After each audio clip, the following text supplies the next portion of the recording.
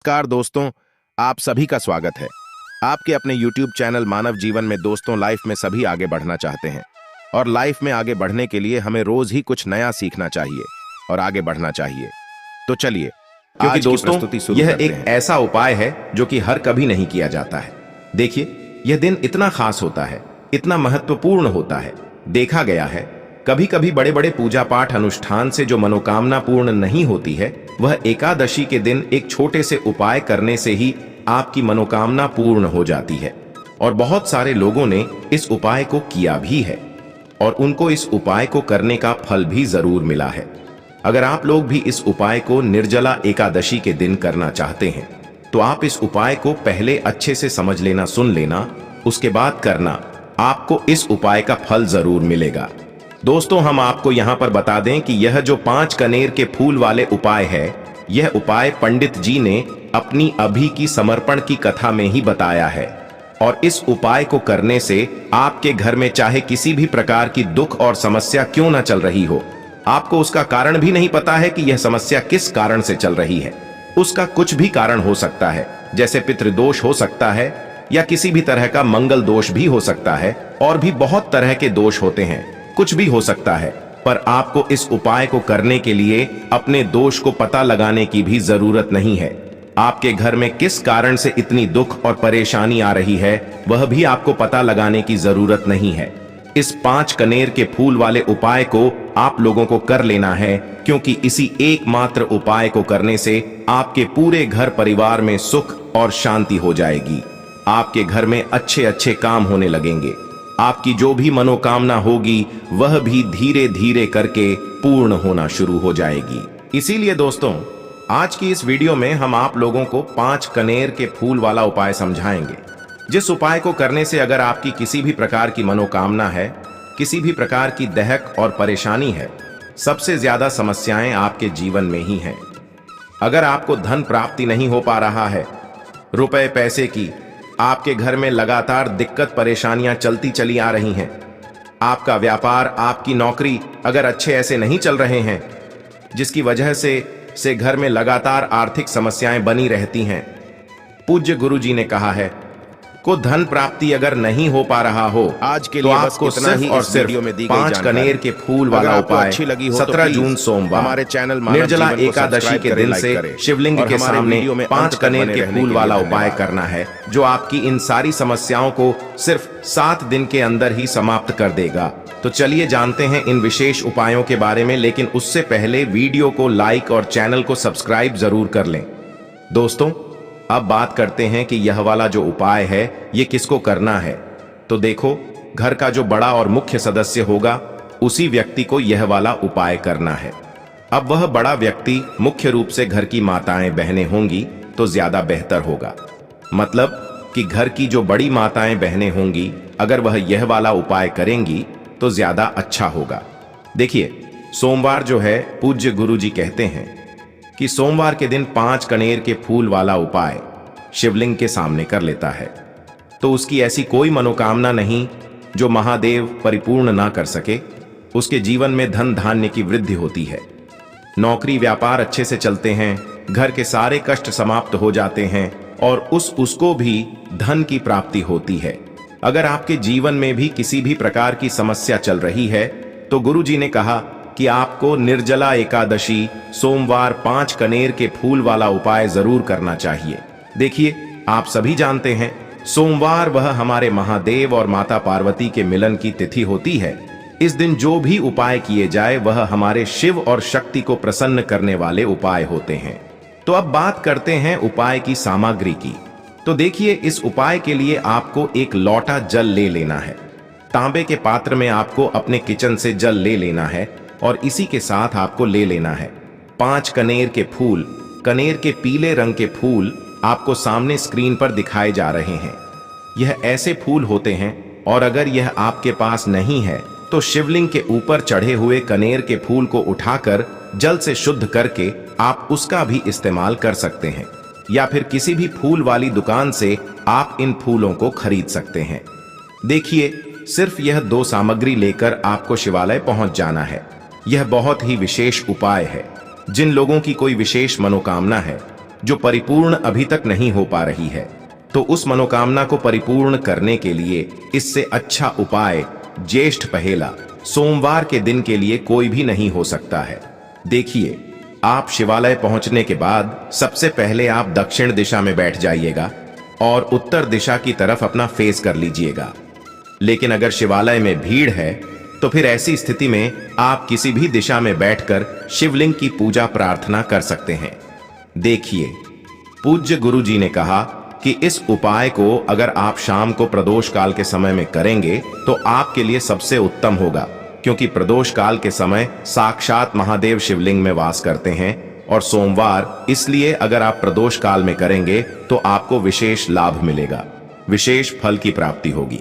देखिए, अब सबसे पहले आप जो 5 कनेर के फूल लेकर आए हैं, उनमें से पहले कनेर के फूल को आप श्री गणेश जी वाले स्थान में समर्पित कर देंगे और श्री शिवाय नमस्तुभ्यम मंत्र का स्मरण कर लेंगे। इसके बाद आप जो दूसरा फूल लेकर आए हैं उसको श्री कार्तिकेय जी वाले स्थान पर समर्पित कर देंगे और श्री शिवाय नमस्तुभयम मंत्र का स्मरण कर लेंगे। इसके बाद आप जो तीसरा कनेर का फूल लेकर आए हैं उसको माता अशोक सुंदरी वाले स्थान में समर्पित कर देंगी और श्री शिवाय नमस्तुभ्यम मंत्र का स्मरण कर लेंगे। इसके बाद आप जो चौथा कनेर का फूल लेकर आए हैं उसको माता पार्वती के हस्त कमल में समर्पित कर देंगे। देखिए, शिवलिंग जिस स्थान पर रखा रहता है, यानी शिव पिंडी जिस स्थान पर रखी रहती है, उस पूरे गोल गोल वाले स्थान को माता पार्वती का हस्त कमल कहते हैं और यहीं पर आपको यह चौथा कनेर का फूल समर्पित कर देना है।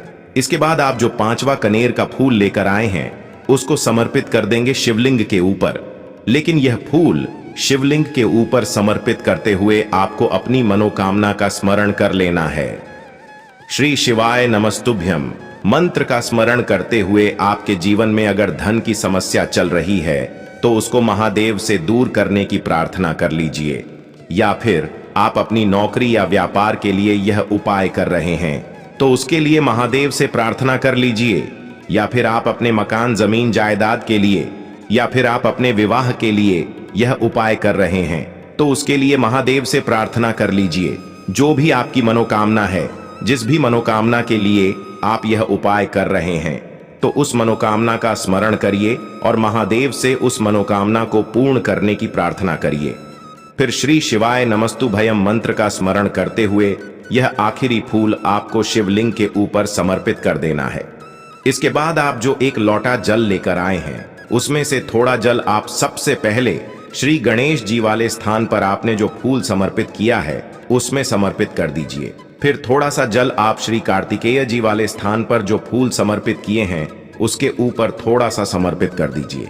फिर तीसरे नंबर पर आपने जो फूल माता अशोक सुंदरी वाले स्थान पर समर्पित किया है उस पर थोड़ा सा जल समर्पित कर दीजिए। फिर चौथे नंबर पर आपने जो माता पार्वती के हस्त कमल में फूल समर्पित किया है उसके ऊपर थोड़ा सा जल समर्पित कर दीजिए। इसके बाद बचा हुआ पूरा जल आप शिवलिंग के ऊपर धीरे धीरे समर्पित करते जाइए तथा लगातार श्री शिवाय नमस्तुभ्यम मंत्र का स्मरण करते जाइए। पूज्य गुरु जी कहते हैं कि जो भी व्यक्ति सोमवार प्रदोष व्रत में इन 5 स्थानों पर यानी इस पूरे शिव परिवार के ऊपर यह कनेर के फूल समर्पित करके जल समर्पित कर देता है तो उसके जीवन की कोई भी मनोकामना हो वह महादेव की कृपा से बहुत ही जल्द परिपूर्ण हो जाती है। तो दोस्तों, इस विशेष उपाय को आप जरूर करिएगा। अब जानते हैं गुरुजी द्वारा बताए गए दूसरे खास उपाय के बारे में। यह उपाय उन लोगों को करना है जिनकी कोई विशेष मनोकामना है जो परिपूर्ण हो ही नहीं पा रही है।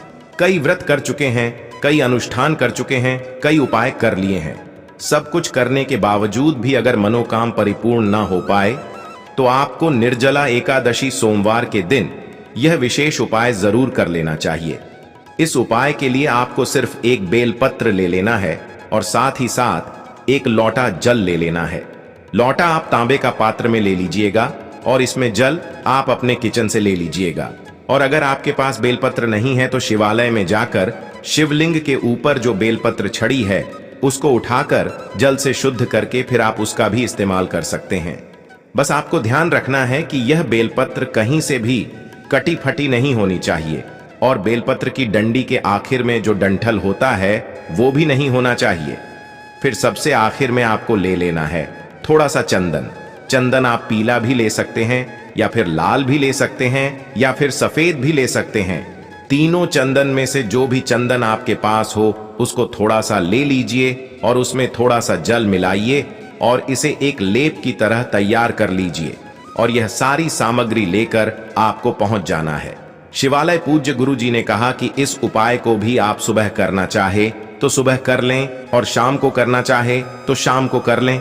शिवालय पहुंचने के बाद सबसे पहले आप जो एक लोटा जल लेकर आए हैं उस जल को धीरे धीरे शिवलिंग के ऊपर समर्पित करते जाइए और लगातार ओम नमः शिवाय इस मंत्र का स्मरण करते जाइए। फिर आप जो बेलपत्र लेकर आए हैं उस बेलपत्र में चिकनी साइड, बेलपत्र में 3 पत्तियां होती हैं। उन तीनों पत्तियों की जो चिकनी साइड होती है उसमें आपको यह बिंदी लगा देनी है।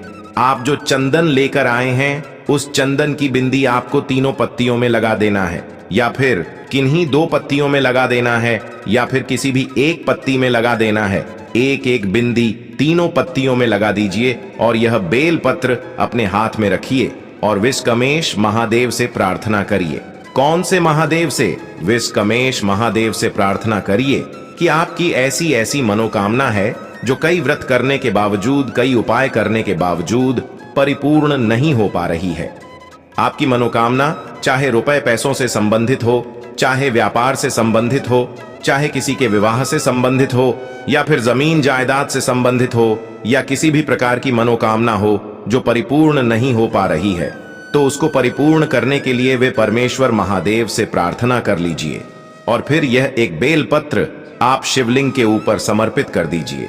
बेलपत्र की चिकनी साइड का हिस्सा शिवलिंग में टच करेगा और बेलपत्र की डंडी जलाधारी की तरफ रहेगी और फिर उसके बाद वापस अपने घर आ जाना है। पूज्य गुरु जी ने कहा कि विश्वकर्मेश महादेव के नाम से जब भी हम लोग यह बेलपत्र शिवलिंग के ऊपर समर्पित करते हैं तो उसके कुछ ही हफ्तों के बाद या कुछ ही महीनों के अंतर्गत महादेव हमारी बड़ी से बड़ी मनोकामना को बहुत ही जल्द परिपूर्ण कर देते हैं। तो इस विशेष तिथि में आप इस विशेष उपाय को जरूर करिएगा। अब जानते हैं गुरुजी द्वारा बताए गए सबसे आखिरी उपाय के बारे में, और यह उपाय आपके जीवन के संकटों को, समस्याओं को, विघ्नों को समाप्त करने के लिए है। इस उपाय के लिए आपको 7 लौंग ले लेनी है। 7 लौंग आप फूल वाली लेंगे। लौंग खंडित नहीं होनी चाहिए, टूटी नहीं होनी चाहिए, लौंग पूर्ण होनी चाहिए। फिर इसी के साथ आपको 1 चुटकी काले तिल ले लेने हैं और 1 चुटकी काली मिर्च ले लेनी है। देखिए, 1 चुटकी में जितनी भी काली मिर्च आ जाए या फिर 1 चुटकी में जितने भी काले तिल आ जाए वह आपको ले लेना है। और यह तीनों सामग्री लेकर आपको शिवालय पहुंच जाना है। देखिए, ना ही आपको 1 लोटा जल लेना है और ना ही कुछ लेना है। अगर आप अपनी रोज की कोई पूजा करते हैं तो उस पूजा को जब आप कर लें तब आप इस उपाय को करिएगा। इस उपाय को भी आप सुबह करना चाहे तो सुबह कर लें और शाम को करना चाहे तो शाम को कर लें। शिवालय पहुंचने के बाद जो शिवालय की चौखट होती है उस चौखट में आपको यह सारी सामग्री समर्पित कर देनी है। देखिए, चौखट के बाईं साइड भी आप समर्पित कर सकते हैं या फिर दाहिनी साइड भी समर्पित कर सकते हैं। दोनों कोनों में से किसी भी एक कोने में आप यह सारी सामग्री एक साथ समर्पित कर दीजिए। 7 लौंग जो आप लेकर आए हैं वो समर्पित कर दीजिए। 1 चुटकी काले तिल लेकर आए हैं वह समर्पित कर दीजिए और 1 चुटकी काली मिर्च, यह सारी सामग्री समर्पित कर दीजिए और ओम नमः शिवाय मंत्र का स्मरण कर लीजिए। और फिर सबसे आखिर में आपके जीवन के जो भी संकट हैं, जो भी समस्याएं हैं, अगर आपके घर में लड़ाई झगड़ा बहुत ज्यादा होता है, आपस में किसी की बनती नहीं है, एक दूसरे में लड़ाई झगड़ा हो रहा है, या फिर किसी भी प्रकार के संकट समस्याएं चल रही हैं, तो उनको दूर दूर करने की महादेव से प्रार्थना कर लीजिए और फिर वापस अपने घर आ जाइए। गुरुजी कहते हैं कि जो भी व्यक्ति हफ्ते में एक बार इस उपाय को करना शुरू कर देता है तो उसके जीवन के सारे विघ्न, सारी संकट, सारी समस्याएं समाप्त हो जाती हैं। यह उपाय आप पूरे हफ्ते में किसी भी एक दिन कर सकते हैं। हफ्ते में एक दिन इस उपाय को करना आप शुरू करिए और कुछ हफ्ते लगातार करिए। आप स्वयं देखेंगे कि आपके जीवन के सारे संकट महादेव की कृपा से समाप्त होना शुरू हो गए हैं। तो दोस्तों, यह थे पूज्य गुरुजी द्वारा बताए गए कुछ बहुत ही खास उपाय। अगर आपको उपाय अच्छी लगी हो तो वीडियो लाइक करिएगा। मिलते हैं अगली वीडियो में। श्री शिवाय नमस्तुभ्यम। ओम नमः शिवाय।